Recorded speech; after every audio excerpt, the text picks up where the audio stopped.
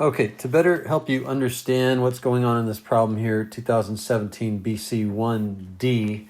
BC1 talks about a tank with a height of 10 feet, and water is being poured into the tank.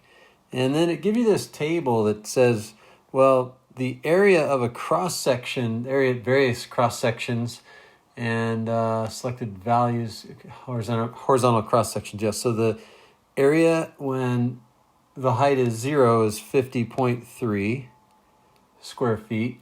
And then there's another one in here when the height is 2, but then when the height is 5, it tells you that the area of the cross-section is 6.5 square feet. And then at the very top of this water tank, you've got an area of the cross-section area of the top being 2.9 square feet. And all of these are in terms of square feet. So if you wanted to find the volume, now that you don't have to find the volume right now, but that's part C. So in part C, if you want to find the volume, then you know that you would be multiplying so you'd be actually integrating from 0 to 10 this function which they give you. Actually, I should back up here. Let me back up a little bit here. So in part D, they give you this function f of h, and that f of h is 50.3. Actually, they give it to you in part C, 50.3 over e to the 0.2 h plus h.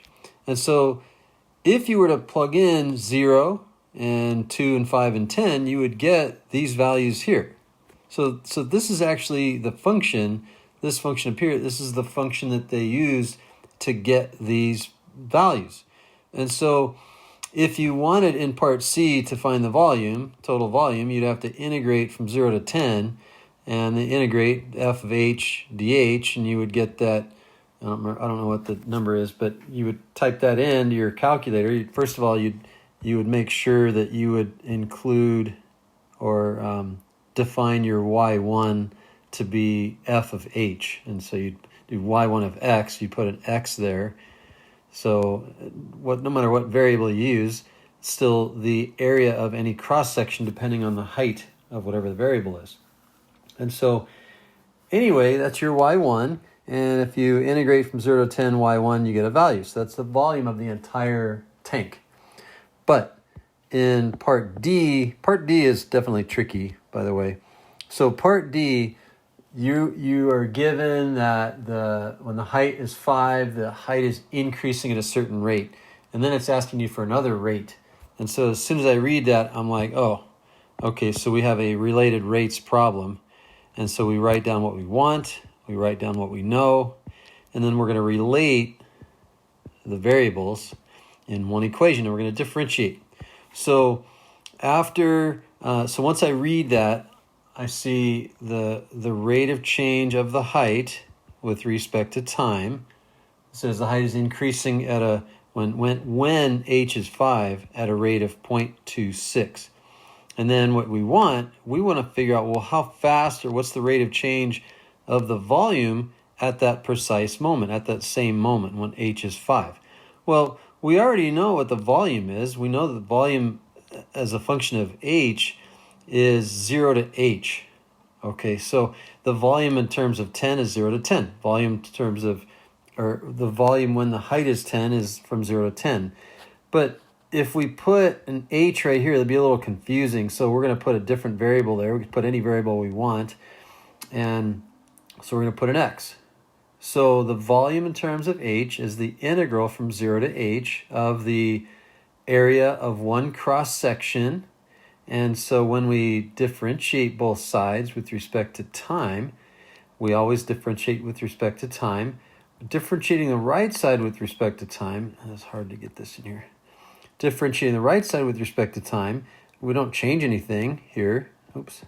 And then, but this is where you've got to look at it. It looks a little different than it normally does.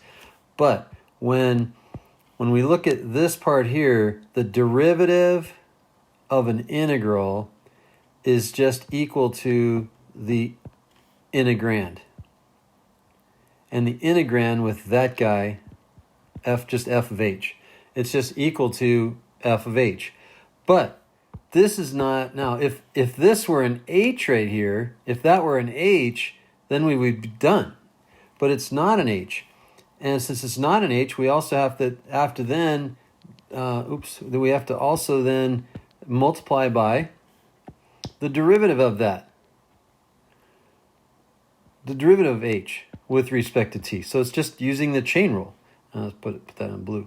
So using the chain rule, the derivative of the integral is the integrand at the upper limit of integration multiplied by the derivative of the upper limit of integration with respect to t. So that's our equation. And that's exactly what we were trying to find. We were trying to find dv dt when height is 5.